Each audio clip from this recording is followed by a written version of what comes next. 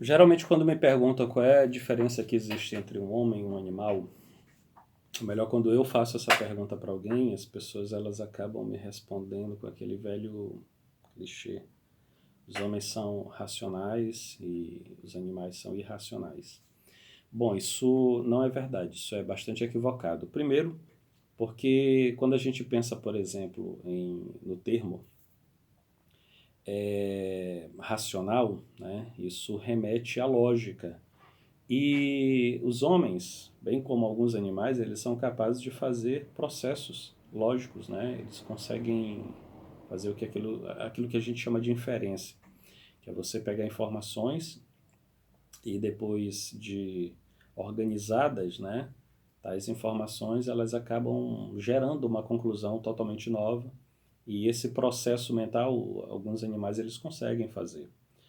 Dentro do livro do Mário Ferreira dos Santos, Noologia Geral, ele dá uma lista de situações onde a gente pode perceber, né, com clareza a distinção entre um homem e um animal. Eu estou com essa pequena lista aqui, e isso pode servir para que a gente consiga perceber, né, qual é a diferença efetiva entre os seres humanos, né, e os outros animais, um gatinho, um cachorro, um urso, um leão, um carneiro, um porco, um, um pato, um marreco, sei lá, qualquer animal que não seja o ser humano. Então, diz o Mário o seguinte: primeiro ponto, o homem é inteligente, sabe distinguir meios e fins. O ser humano ele consegue perceber. Por exemplo, o dinheiro é um meio para que você obtenha um fim.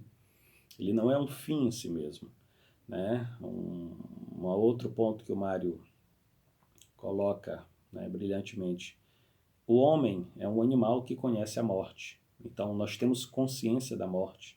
Né? Os animais eles pressentem, eles têm o medo, né, por conta do instinto, mas a morte, né, como um valor, como um sentimento, como uma condição necessária para a existência humana, ela só é percebida mais de forma mais clara e mais profunda apenas pelos seres humanos. Outro ponto, verifica-se que o ser humano revela um aumento de complexidade em sua vida, realiza progressos, o que não se verifica propriamente nos animais. Basta a gente perceber, por exemplo, a própria civilização. Né? A nossa vida ela é extremamente complexa, as teias das relações e todas as instituições que nós criamos, isso é absolutamente complexo.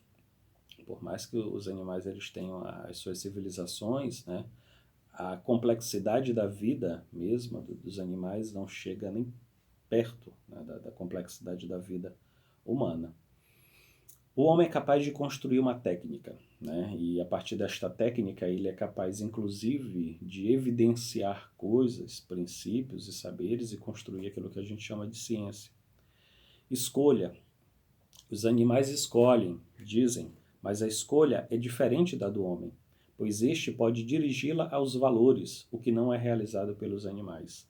Então, a própria construção de um mundo de valores, né, já nos distancia significativamente dos outros animais.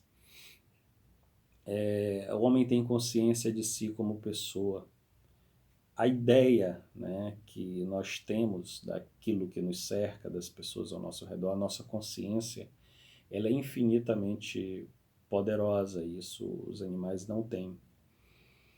O animal é essencialmente ação e o homem é pensamento. Basta ver a quantidade de pensamentos é, pelos quais nós somos aí acometidos e, enfim, a quantidade de pensamentos que nós adquirimos ao longo da vida, aqueles que são herdados, aqueles que são aprendidos, né? Então, o ser humano também é ação, mas ele é muito pensamento. O homem é capaz do ato inútil. Já proclamava Leconte de Nouilly. Então, a gente também faz coisas que não têm absolutamente o menor sentido, né?